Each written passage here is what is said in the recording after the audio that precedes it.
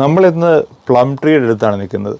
ഇതിനകത്ത് ഒരു plum tree അല്ല, രണ്ട് പ്ലം ട്രീ ആണുള്ളത്. അത് രണ്ടും ഒരു കുഴിയിലാണ് വെച്ചിരിക്കുന്നത്. നമുക്ക് ഒരു കുഴിയിൽ 2 പ്ലം ട്രീ വെക്കാനായിട്ട് സാധിക്കും. 2 അല്ല 4 പ്ലം ട്രീ വരെയൊക്കെ ആൾക്കാർ വെക്കാറുണ്ട്.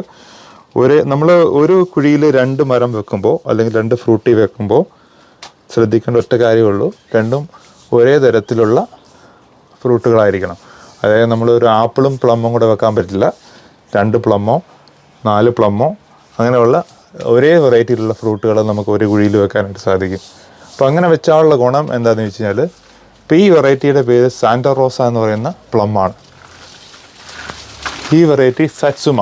അപ്പോൾ സറ്റ്സുമ സാന്റ റോസ ഇല്ലാതെ കായ്ക്കത്തില്ല. കാരണം സറ്റ്സുമയ്ക്ക് കായ ഉണ്ടാകണമെങ്കിൽ അതിൻ്റെ പോളിനേഷൻ ചെയ്യുന്നത് ഈ സാന്റ റോസ എന്ന് പറയുന്ന പ്ലമ്മാണ്. അപ്പോൾ നമ്മൾ ഈ രണ്ടും കൂടെ ഒരു കുഴി വെച്ച് കഴിഞ്ഞാൽ നമുക്ക് സ്ഥലം ലാഭിക്കാനായിട്ട് സാധിക്കും. പോളിനേഷൻ വേറെ അങ്ങ് പോവുകയും വേണ്ട. പിന്നെ നമ്മൾ ഇതിനകത്ത് ഒരു 2 വെറൈറ്റിയും കൂടെ വേറെ ഗ്രാഫ്റ്റ് ചെയ്തിട്ടുണ്ട്. ഇതിപ്പോൾ യൂറോപ്യൻ പ്ലം ഒരെണ്ണം ഇവിടെ ഗ്രാഫ്റ്റ് ചെയ്തിട്ടുണ്ട്. ഇത് ഡാംസൺ എന്ന് പറയുന്ന ഒരു യൂറോപ്യൻ പ്ലമ്മാണ്. ഈ സൈഡിൽ വേറൊരു പ്ലമ്മും കൂടെ, ഇത് യെല്ലോ കളർ ആകുന്ന പ്ലമ്മാണ്. ഈ സറ്റ്സുമയിലാണ് അത് ഗ്രാഫ്റ്റ് ചെയ്തിരിക്കുന്നത്. ഈ കമ്പ് ഗ്രാഫ്റ്റ് ചെയ്തിരിക്കുന്നത് സാന്റ റോസയിൽ. അപ്പോൾ ഇതുകൊണ്ട് ഇഷ്ടംപോലെ കായാണ്.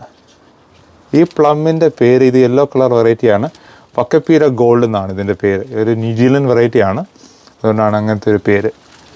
അപ്പോൾ നമുക്ക് ഒരു കുഴിയിൽ ഇഷ്ടംപോലെ ഫ്രൂട്ടുകൾ വെക്കാം, പക്ഷേ ഒരേ തരത്തിലുള്ളതായിരിക്കണമെന്നേ ഉള്ളൂ. സ്പേസ് കുറവുള്ള ആൾക്കാർക്ക് നമുക്ക് ഈ രീതിയിൽ നമുക്ക് ഫ്രൂട്ടുകൾ വളർത്താനായിട്ട് സാധിക്കും.